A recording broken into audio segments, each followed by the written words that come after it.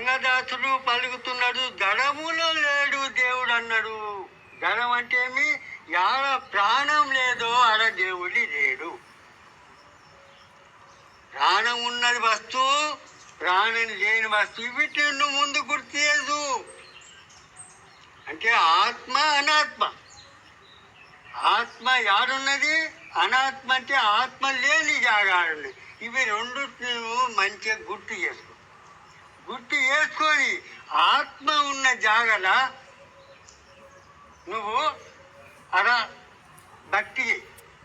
ఆత్మ లేని జాగల ఆ భక్తికి ఏం అర్థం లేదు. అంటే ఇప్పుడు చూడు,